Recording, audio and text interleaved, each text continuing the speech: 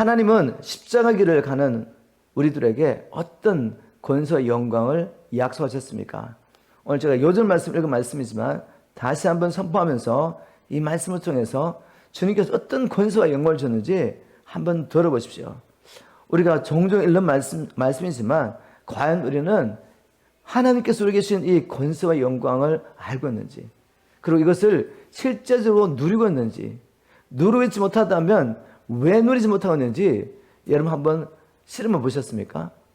오늘 한번 말씀으로 실험해 보시고 우리에게 주어진 것, 예수 안에서 이미 허락하신 하늘의 신령한 복들을 믿음으로 취하고 누림으로 하나님께 영광을 돌리는 저와 여러분의 삶이 되기를 주님으로 축복합니다. 하나님을 믿어라. 내가 진실로 너에게 이르노니, 주님께서 어떤 말씀을 강조하고 이것이 너무 중요하고 그래서 제자들이 꼭 알아야 된다고 생각하실 때 항상 이렇게 말씀하시죠. 내가 진실로 너에게 이르노니, 누구든지입니다. 누구든지가 누구를 말하는지 하면 나중에 살펴보겠지만 주님 말씀하십니다. 누구든지 이 산더러 돌려 바다에 던지라. 뭐 하는 거죠? 권세를 가지고 선포하는 것입니다. 그러면 그 말이 이루어질 줄 믿고 의심하지 않으면 어떻게 된다고요? 이루어진대요. 여러분, 얼마나 놀라운 권세입니까? 얼마나 놀라운 영광입니까? 그러므로 내가 너에게 말하노니 무엇이든지 기도하고 구하는 것을 받은 줄로 믿어라. 그러면 너에게 그대로 되리라. 우리 주님께서 이 권세와 영광을 우리가 알기를 얼마나 원하셨는지 진실로 너에게 이르노니 말씀하십니다. 누구든지라고 말씀하십니다. 자, 이 비밀을 깨닫게 되길 지금 축복합니다. 자, 이 말씀을 깨닫기 위해서 우리가 이 말씀이, 주님께서 이 말씀을 하실 때 배경을 아는 게 참 중요하죠. 예수님은 3년 반 동안 사역하시면서 제자들과 함께 다니시면서 하나님 나라를 선포했습니다. 이제는 주님께서 정말 이 땅에 오신 목적을 이룰 때가 된 것이죠. 인자가 온 것은 섬김을 받으려 함이 아니라 오히려 섬기려 하고 자기의 생명을 많은 사람의 대속물로 주기로 오셨습니다. 저와 여러분이 우리 스스로의 문은 이 제 문제를 해결할 수가 없습니다. 그래서 주님께서 우리를 위하여 하나님이신 분이 혈과 육을 가지고 이 땅에 오셔가지고 우리를 위해 죽으시고 오신 것이죠. 살았는 동안에 말씀을 통해서 또 행하신 그 모든 역사를 통해서 주님께서는 우리가 어떻게 생명의 길을 갈 수 있는지 보여주셨습니다. 그리고 이제는 우리가 이 생명의 길을 갈 수 있도록 주님께서 십자가에 죽으시기 위하여 예루살렘을 향해 가고 계십니다. 예루살렘을 향해 가는 도중에 이제 베다니에 이르게 되죠. 이 베다니는 예루살렘에서 약 3km 거리 됩니다. 여러분 3km 걸어보시는지 모르겠지만 3km 그냥 우리 그냥 빠르게 걸으면 한 30분 안에 걸을 수 있는 거리죠. 그래서 멀지 않은 거리입니다. 이 베다니는 어떤 동네였죠? 주님이 사랑하시는 나사로와 마르다와 마리아가 사는 동네입니다.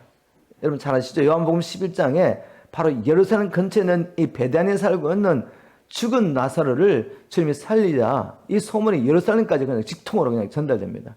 바로 이렇게 예루살렘 가까운 거리인데 주님께서 늘 예루살렘에서 사역하시고 이제 날이 저물면은 베다니에 오십니다. 또 하루는 베다니에서 일어나셔서 예루살렘으로 가시려고 하다가 시장하셨어요. 그래서 멀리서 보니까 무화과 나무가 보였습니다. 잎이 무성한 무화과 나무를 보시고 뭔가 먹을 거 열매가 있을까 하고 와봤는데 아무 열매가 없었습니다. 그런데 마가가 이렇게 기록하죠. 때가 되지 않았으므로, 철이 되지 않아서 무화과 나무 열매가 없었던 것이죠. 그럼에도 불구하고 예수님께서 어떻게 합니까? 이 무화과 나무를 저주하십니다. 이 무화과 나무를 저주하셨는데, 그리고 또 성전에 가서 사역하시고 저물매 돌아오시는 길에 보니까, 베드로가 보니까 예수님께서 아침에 저주하신 무화과 나무가 뿌리채 마른 걸 본 것이죠. 그 무화과 나무를 뿌리채 마르게 하는 사건을 보면서 베드로가 놀라가 이렇게 말합니다. 주님께서 저주하신 저 무화과 나무가 뿌리채 말랐습니다. 자, 이 사건을 통해서 주님께서 우리에게 주시는 메시지가 있죠. 우리 주님께서 성천하실 때가 가까웠고 이제는 주님께서 이 땅에 계실 때 하나님 나라를 성령의 능력으로 이루어가셨던 것처럼 제자들도 하나님 나라를 이루어가셔야 되기 때문에 아주 중요한 교훈을 알려주기 원하셨던 것이죠. 여러분, 그 중요한 교훈이 무엇이겠습니까? 그것은 다른 것이 아니라 만일 너희들이 하나님을 믿는다면 무엇이든지 믿고 구하는 것은 하나님이 반드시 응답하신다는 이 기도의 비밀을 알려주기 원하시던 겁니다. 하나님께서 주시는 말씀을 믿음으로 선포할 때 하나님께서 말씀으로 모든 만물을 창조하신 것처럼 우리가 성령이 주시는 말씀을 믿음으로 선포할 때 그도 될 것을 믿으라는 것입니다. 여러분, 이것을 믿지 못하면 하나님께서 우리에게 주신 사명을 하나도 감당할 수 없습니다. 우리 주님 이 땅에 오셔서 우리의 죄를 위해서 죽으셨지만 하나님의 자녀들이 어떻게 살아야 하는지를 그분의 삶을 통해서 모형으로 보여주셨습니다. 그분은 가는 곳마다 입을 벌려서 하나님의 말씀을 선포하셨죠. 그랬더니 그 말씀대로 모든 것이 되었습니다. 주님의 삶을 통해 일어났던 하나님 나라 역사는 우리 예수님께서 하나님과 교제하시면서 성령께서 주시는 말씀을 그저 믿음으로 선포한 것입니다. 그랬더니 역사가 난 것입니다. 바로 하나님께서는 저와 여러분을 통해 이 일을 행하기 원하신 겁니다. 그런데 우리가 여기서 또 분명히 하나 짚고 넘어갈 것은 뭔가 하면 주님께서 이 약속을 누구에게 하셨냐 그러죠. 누구에게. 여기 누구든지 이렇게 말씀하셨는데 여기 누구든지가 누구에게 해당합니까? 다른 사람이 아니죠. 지금 예수님이 이 이야기를 누구에게 하고 있습니까? 3년 반 동안 주님을 쫓아왔던 제자들에게 하신 말씀이죠. 즉 무엇이든지 하나님을 믿고 선포하고 구하는 것을 받는 이 권세와 영광은 주님의 부르심에 순종하여 모든 것을 버리고 하나님 나라를 위해서 주님을 쫓아가는 모든 성도들에게 주신 약속입니다. 특별한 사람 아닙니다. 만일 여러분이 죄를 깨닫고 내가 죄 있는 삶을 내려놓고 이제는 이 길을 출발했다면 주님 말씀하십니다. 누구든지 하나님을 믿고 입을 벌려 하나님의 주신 말씀을 선포한다면 하나님이 그 말씀대로 이루어질 것이다. 그래야지 우리를 향하신 하나님의 뜻이 이루어집니다. 제자들을 통해서 하나님께서 이루셨던 그 하나님의 나라 역사가 이제는 이 시대에 우리를 통해서 이루어지는 것입니다. 아멘입니까 여러분? 이 약속, 주님께서 주신 약속 믿음으로 취하시기를 주님 축복합니다. 그저 우리의 죄를 용서하고 우리를 천국 데려가려고 주님 죽으시고 부활하시고 성천하신 것이 아니라 이 땅에 우리를 주시고 창세전에 예수 그리스도 안에서 우리를 통해 이루시고 하나님 나라 이루가라고 주님께서 죽으시고 부활하시고 성천하셔서 성령을 보내신 겁니다. 우리가 믿음으로 이 약속을 취하고 이걸 누리기 원하시는 분들은 성경 말씀을 통해서 어떻게 이 제자들이 이 영광과 이 권세를 누리며 살았는지 우리가 과정을 봐야 됩니다. 어떤 과정이 필요하냐면 무엇이든지 구하는 것을 받게 되는 이 권세와 영광을 누리려면 먼저 우리의 마음을 청결해야 됩니다. 우리의 마음을. 우리 마가복음 11장에 예수님께서 예루살렘 올라가셔가지고 성전을 정결케 하는 사건이 있는데 그걸 읽고 하나님께서 이 말씀을 통해 우리에게 주시는 메시지를 한번 들어보겠습니다. 15절 보십시오. 마가복음 11장 15절에 그들이 예루살렘에 들어가니라.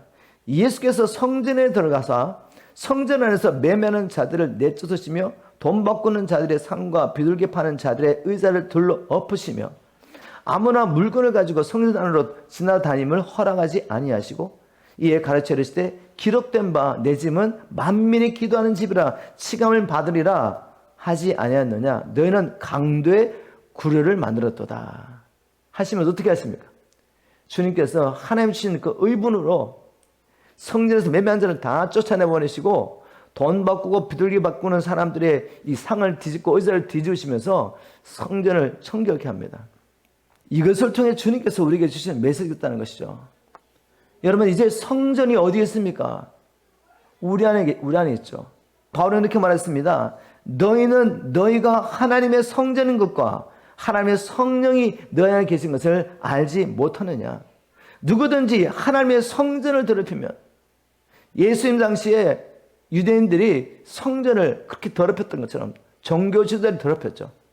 겉으로는 하나님을 섬기는 열심히 섬기는 예로서 유월절을 지켜야 되니까 유월절 지킨다는 명목 아래 열심히 돈 바꾸고 그 다음에 또 짐승들 들어와가지고 팔고 사는 일이 있었지만 결국 중심은 뭐가 있었습니까? 하나님 정말 사랑해서 이어질 의미를 깨달았기 때문에 나를 위해서 죽으신 그 예수님 메시아를 기념하라고 주신 건데 그 메시아가 왔는데도 그들은 알지 못하고 지금 어떻게든 그 메시아를 죽일 궁리라고 했습니다. 그들 안에는 탐욕과 세상을 사랑함과 돈을 사랑하는 것으로 가득해 있었죠. 그런데 주님 말씀하십니다. 우리의 성전은 어떠합니까? 우리 안에는 그런 것들이 없습니까? 우리 안에는 탐욕이 없습니까? 세상을 사랑함이 없습니까? 육신의 정욕 엄난이 없습니까? 바울은 이 마지막 때에 사람들이 하나님을 사랑하기보다는 자기를 사랑하고 돈을 사랑하고 뽐내고 교만하고 감사할 줄 모르고 남을 헐뜯고 조급하며 거만하고 하나님보다는 쾌락을 사랑하고 이렇게 육적이고 세속적인 것들을 사랑할 거라고 예언했습니다.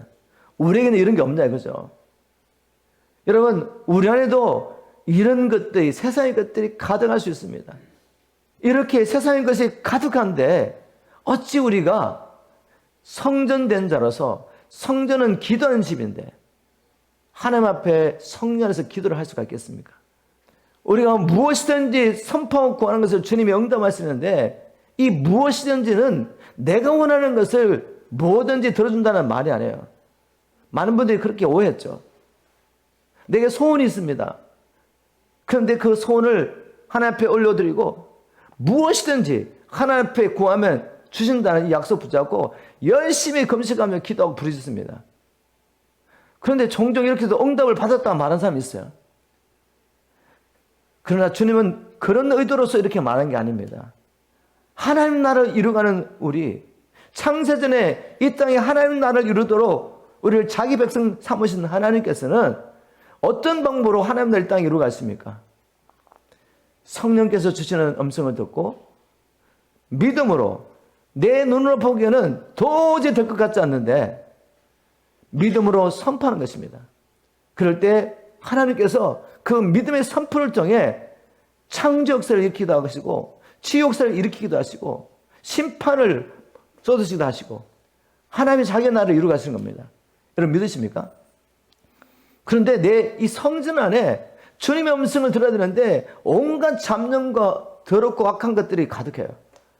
주님의 음성이 들리겠습니까? 기도를 한들 하나님의 음성이 들리지 않을 뿐더러 기도만 하려고 그러면 눌리죠. 눈이 감기죠. 온갖 잡념이 다 너무 많은 세상의 소리 때문에 아무것도 들리지 않습니다. 그래서 포기합니다. 그래서 권세와 영광을 포기하는 것입니다. 하나님께서 주신 권세와 영광을 포기하고 여전히 이 세상에 종노릇하면서 죄에 끌려다니죠. 여러분 이렇게 사시다 가면 안 돼요. 우리가 여기서 자유해야 됩니다. 예수님께서 우리에게 주신 이 생명과 또 이 땅에 사는 동안에 우리가 살아가신 이 권세와 영광을 누리며 하나님의 아들답게 살아야죠. 하나님의 자녀답게 살아야죠. 그래야지 하나님의 영광을 받으시고 우리도 이 땅에서 하나님의 나라를 맛보며 그 나라를 소망하며 살 수 있습니다. 세상과 구별되는 삶을 살 수 있습니다. 기꺼이 십자가를 지고 자기를 부인하고 주님을 쫓아갈 수 있는 것입니다. 우리는 반드시 하나님께서 우리를 정결케 하시도록 우리를 내어드려야 합니다. 성전 청소하셔야죠. 그러면 실제적으로 우리에게 적용하면서 하나님 어떤 방법으로 우리에게 오셔가지고 우리 안에 있는 이 더러운 것들을 청소하시겠습니까? 성경에 답이 있죠. 예수님께서 요한복음 15장 3절에 이렇게 말씀하셨습니다. 내가 일러준 말로 이미 깨끗하였느니라. 하나님의 말씀, 여러분이 하나님의 말씀을 믿음으로 받았다면 그 말씀이 우리를 깨끗하게 하는 것입니다. 그런데 여러분 우리가 깨끗해지고 난 다음에 또 더러워질 수 있지 않습니까? 그래서 날마다 이 말씀으로 우리를 깨끗하게 해야 됩니다. 에베소서 5장 26절에도 이는 곧 물로 씻어 말씀으로 깨끗하게 하사 거룩하게 하시고, 하나님은 우리가 우리 안에 성전을 정결케 지킬 수 있도록 뭘 주셨다? 하나님의 말씀을 주셨습니다.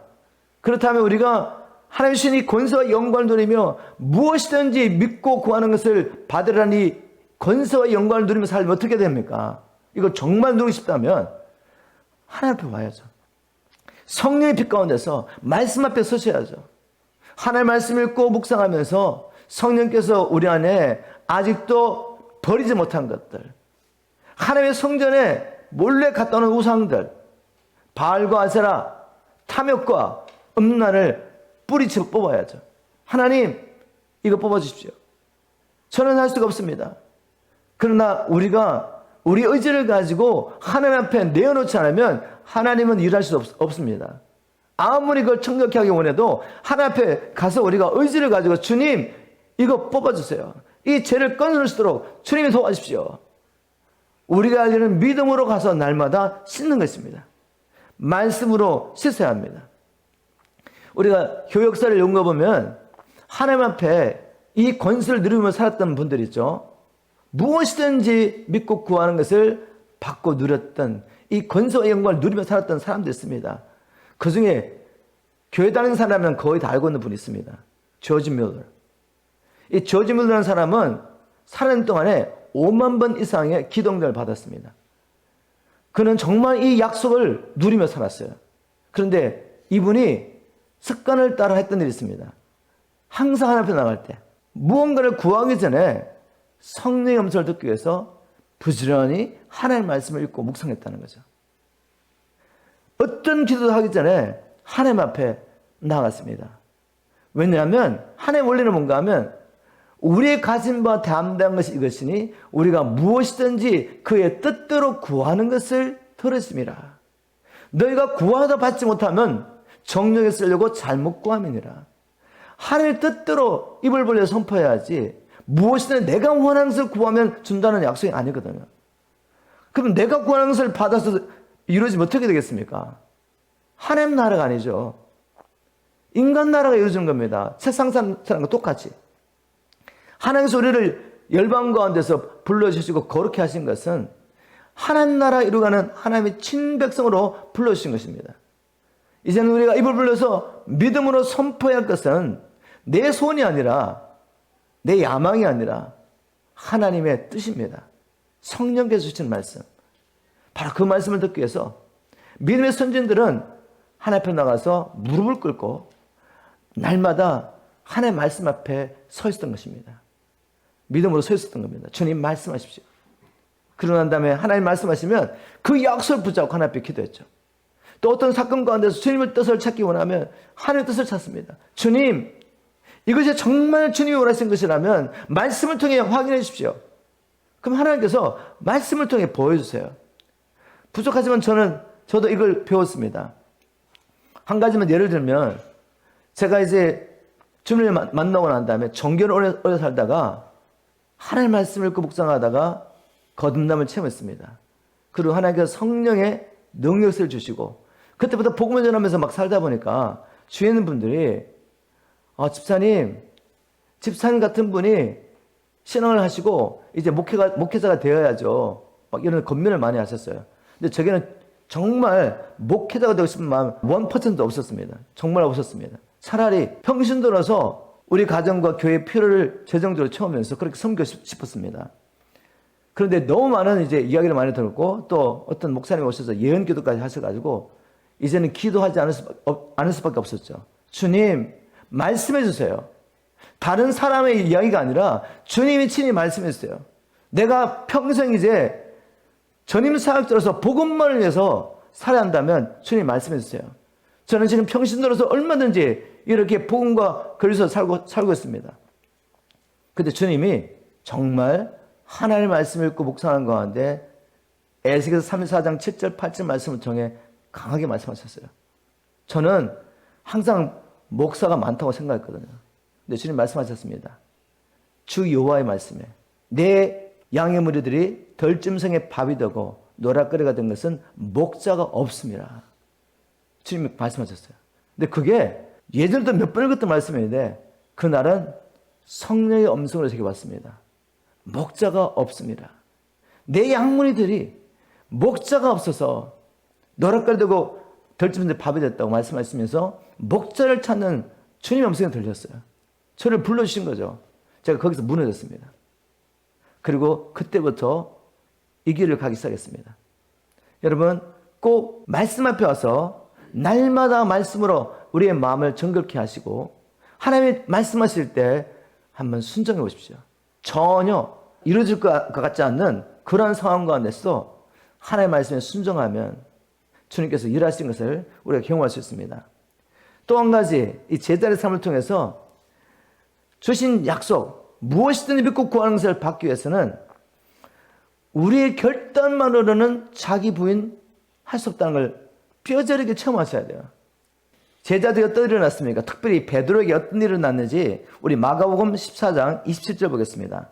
마가복음 14장 27절에 보니까 예수께서 제자들에게 이르실 때 너희가 다 나를 버리리라. 지금 마지막 날 밤에 주님께서 제자들에게 하신 말씀이에요. 그날 밤에 주님께서 붙잡히십니다. 그리고 고난을 받으시죠. 그때 제자들이 3년 반 동안 주님을 쫓아다니는 이 제자들이 다 주님을 버릴 것을 주님이 아셨습니다. 다 버릴 거라고 말하니까 베드로가 가만히 있지 않습니다. 주님, 다 버릴지라도 나는 그리하지 않겠습니다. 근데 누가 보면 이렇게 기록했습니다. 주님, 저는 이미 주님과 함께 감옥에 갈 만반의 각오가 되어 있습니다. 죽음까지도 마다하지 않겠습니다. 베드로가 이렇게 선포했다는 거죠. 여러분, 베드로가 없는 이야기 했겠습니까? 자기 마음에 정말 그렇게 하고 싶지 않는데 주님 앞에 잘 보려고 그냥 입으로만 그냥 립서비스 한 것 같습니까? 저는 그렇게 보지 않아요. 베드로의 진심이었어요. 주님, 무슨 말씀입니까? 저는 주님과 함께 감옥에도 가고 죽을 가고 만반의 준비했습니다. 저는 주님 버리지 않습니다. 근데 예수님께서 이렇게 말씀하셨어요. 30절에 예수께서 이르실 때 내가 진실로 내게 이르노니 오늘 이 밤 닭이 2번 울기 전에 내가 3번 나를 부인하리라. 여러분, 주님의 말씀이 언제 말씀하셨는데 안 이루어진 적 있습니까? 주님 말씀하시면 다 이루어지죠. 그런데 제자들은 믿지 못해요. 특히 베드로 안 믿습니다.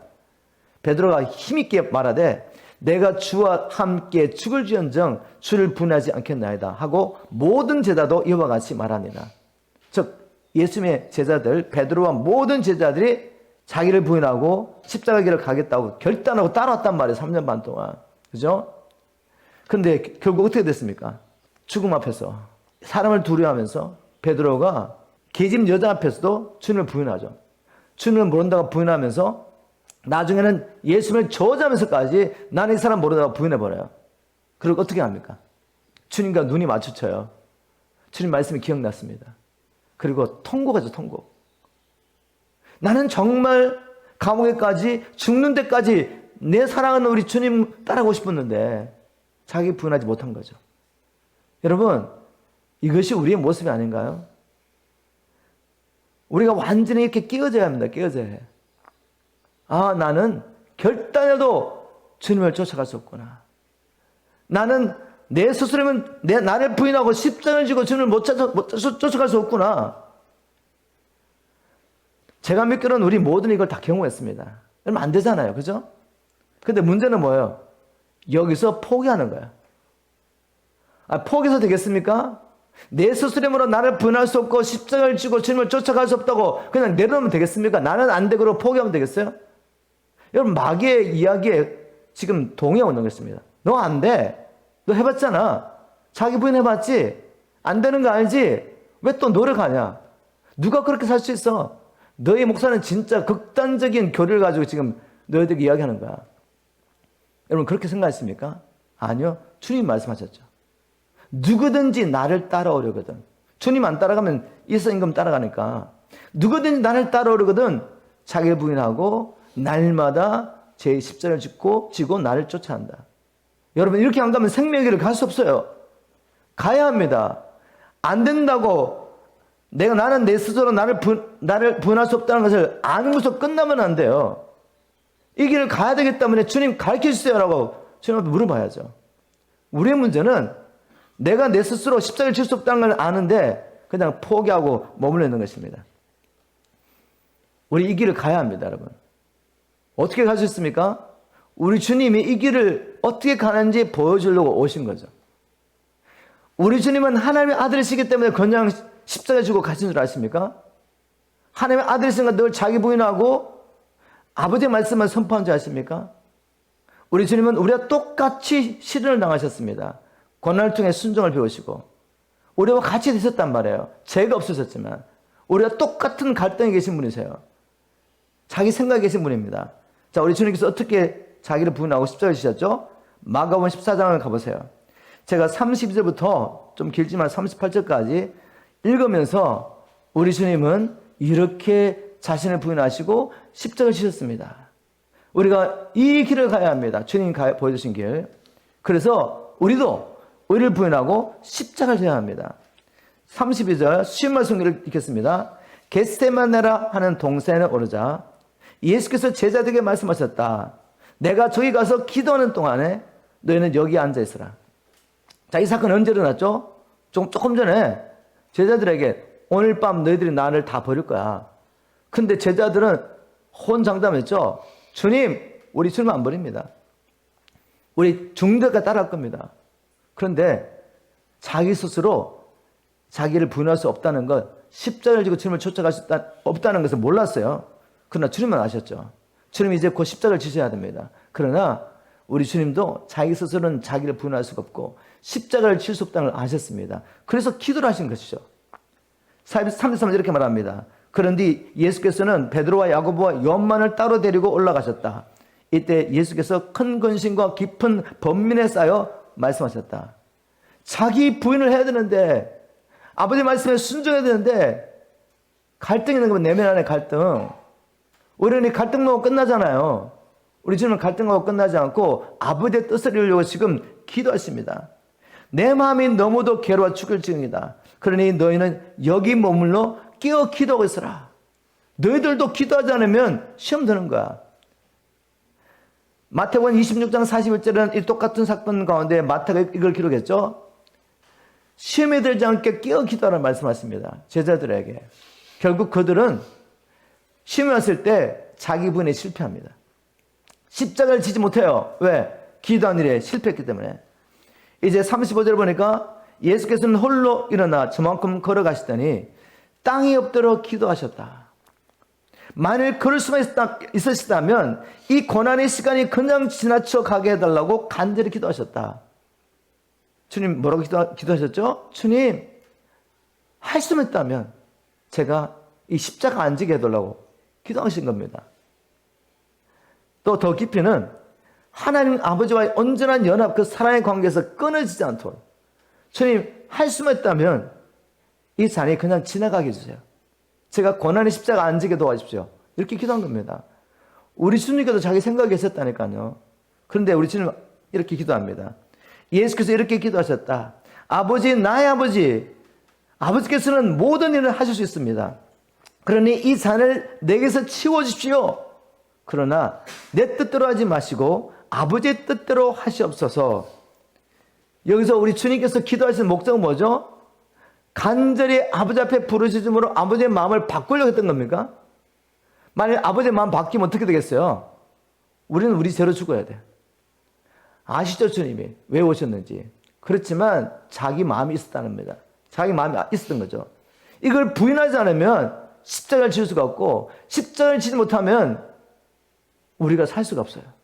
그래서 우리 주님의 기도는 무엇입니까? 자기를 부인하는 기도. 아버지께서 맡겨주신 십자가를 지기 위해서 주님은 이렇게 간절히 세 번을 기도하십니다. 30절에 그런 다음 예수께서 제자들에게 돌아와 보니 제자들은 쿨쿨 자고 있었다. 예수께서 베드로에게 말씀하셨다. 시몬아, 자고 있느냐?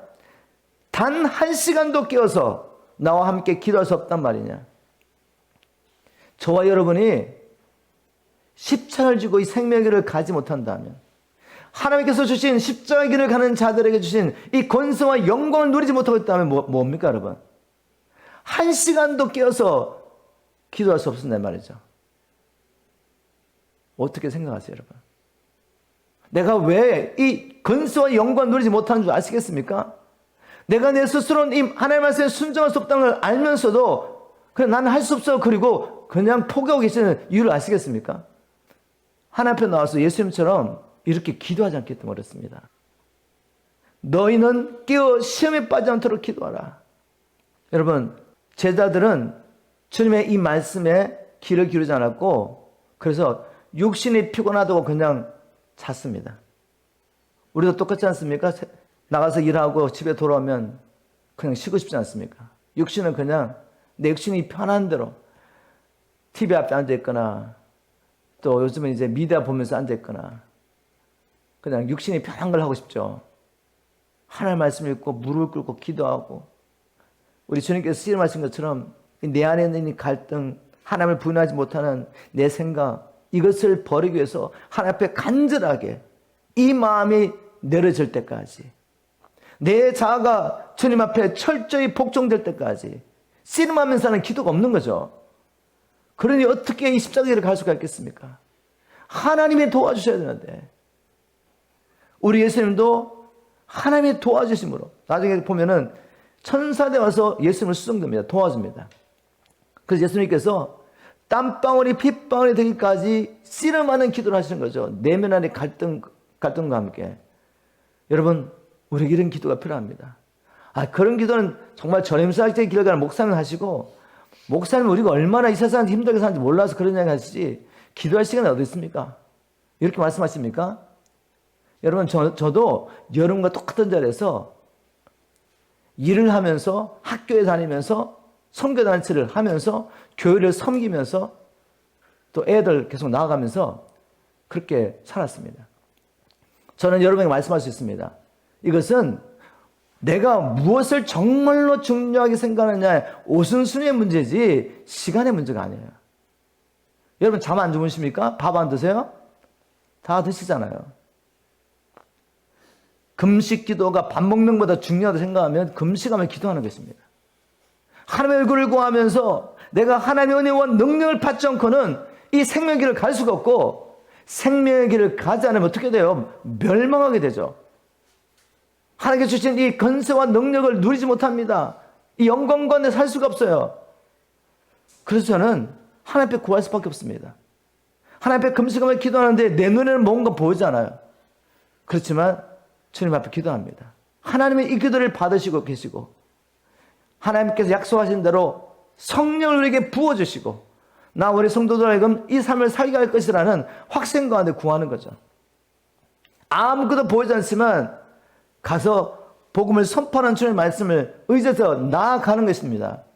그러면 주님께서 복음을 들을 영혼을 우리에게 보내주시는 거죠. 그리고 함께 이 복음으로 수종될 지체들을 보내주시는 겁니다. 그래서 주님께서 친히 나타나시고 역사하시고 구원할 자를 구원하시고 치료할 자를 치료하시고 자유케 하시는 하나님이 자기를 하신단 말이에요. 여러분, 꼭 하나님 앞에 와서 나는 못합니다라고 그냥 포기하지 마시고 간절히 하나님 앞에 기도하기를 주님 축복합니다. 제자들이 이렇게 실패하고 난 다음에 나중에는 이 삶을 살아내죠. 그죠? 이 삶을 살아내게 되는데 어떤 과정 가운데 이걸 살아내냐면 자기 힘으로는 자기를 부인하고 십자가를 질 수 없기 때문에 주님께서 성령을 보내줍니다. 성령을 보내주셔서 성령의 능력으로 일을 감당해야 되는데 우리에게 제자들에게 성령이 오시기 위해서는 전제 조건이 있습니다. 뭐죠? 요한복음 16장 7절에 보니까 주님 이렇게 말씀하세요. 내가 진정으로 너에게 말한다. 내가 떠나가는 것이 너에게 정말로 유익하다. 내가 너희를 떠나가지 않는다면 돕는 분께서 너에게 오실 수가 없다. 내가 가야만 내가 그분을 너에게 보낼 것이기 때문이다.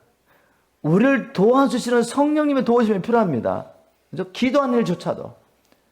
그리고 기도 가운데 돌파가 일어나고 성령의 권능이 우리를 통해 나타나기 위해서는 성령이 오셔야죠. 근데 성령이 오시려면 전제 조건이 뭐죠? 우리 주님이 죽으시고 부활하시고 성천하셔서 그 성령님을 받으시고 우리에게 보내주시는 겁니다.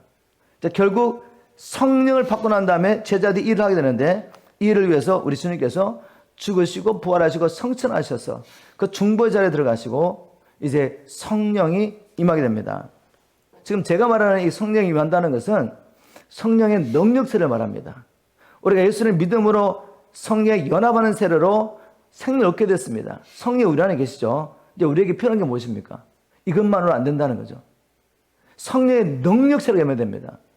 제자들은 이미 주님께서 주신 말씀으로 깨끗해졌고 주님을 믿음으로 쫓아왔습니다. 그런데 성령의 능력 세례가 필요한 거죠. 이 능력 세례가 저와 여러분에도 약속됐습니다. 오직 성령이 너에게 말씀면 너희가 권능을 받고 증인되라는 이 약속을 받았죠. 이제 우리가 뭘 해야 되죠? 제자들이 뭐 했습니까? 이 약속을 받기까지 사도행전 1장 14절에 보니까 여자들과 예수의 어머니 마리아와 예수의 아들들로 더불어 마음을 같이하여 오로지 기도에 힘쓰니라. 이게 필요합니다. 약속하신 성령을 받아야지 우리가 십자가의 길, 자기 부인의 길을 가는데 이걸 받기 위해서는 그냥 믿습니다 해가지고 안 된다는 거죠. 하나님의 모든 약속은 우리가 믿음으로 취해야 됩니다. 하나님께서 이스라엘 민족에게 가나안 땅을 약속했지만 믿음으로 취하기를 구부했던 모든 사람들은 광야에서 죽어버렸어요. 광야 40년 동안 순종을 배운 다음 세대, 그리고 1세대 중에 갈렙과 여호수아 같은 사람들은 마음이 달라서 온전히 주님을 쫓습니다. 그리고 갈렙은 85세가 되어서 그 당대 평균 연령이 70인데 강건하면 80을 그랬는데 85세가 된 겁니다. 그런데도 하나님이 주신 이 약속의 땅을 뭐 하죠? 믿음으로 취합니다. 믿음으로 취할 때 하나님의 권능이 그에게 임했던 거죠. 그래서 헤브론을 취합니다. 여러분, 하나님이 주신 약속 그냥 우리에게 주어지지 않습니다. 믿음으로 취해야죠. 바로 그 방법이 성도들이 함께 모여서 약속을 받기까지 오로지 기도하는 일에 힘썼습니다. 그리고 난 다음에 성령의 능력이 임하죠. 그 다음에 이제 예수님께서 주신, 믿는 자에게 주신 이 권세와 영광이 그들을 따릅니다. 사도행전 보십시오. 주님께서 이 땅에 사시면 했던 그 모든 일을 이제 제자들이 합니다. 똑같이. 주님의 약속이 성취된 거죠. 그들이 성령을 받고 베드로가 복음을 선포했는데 그날 남자만 3,000명이 주님 앞에 돌아오는 거죠. 입으로 선포했는데 성령이 함께 하셔서 천하보다 귀한 영혼들이 3,000명이나 주님 앞에 돌아온 거죠. 여러분, 남자만 3,000명이니까 얼마나 많은 사람이 돌아왔겠어요? 이 마지막 때 주님께서 우리를 통해서 이 일을 행하기 원하십니다. 여러분 믿으십니까? 베드로는 평범한 어부였습니다. 그런데 이 과정을 통과했던 거죠. 주님이 부르셨을 때 모든 걸 버리고 주님을 쫓아가고 그 과정 가운데서 실패하고 좌절하고 넘어지고 깨어지고 그 가운데 내 스스로의 번호는 내가 아무리 결단하고 각오를 해도 나를 부인하고 십자가를 지고 주님을 쫓아갈 수 없구나 하는 걸 철저히 경험하고 깨어진 상태에서 뭐라 합니까? 주님 앞에 무릎 꿇을 수밖에 없는 거죠. 약속하신 성령을 우리에게 보내주십시오. 주님 성령의 충만을 허락하여 주십시오. 이렇게 부르짖는 것입니다. 하나님의 성령님하고 이제는 그들을 부르신 대로 사람을 낚는 업으로 사는 겁니다.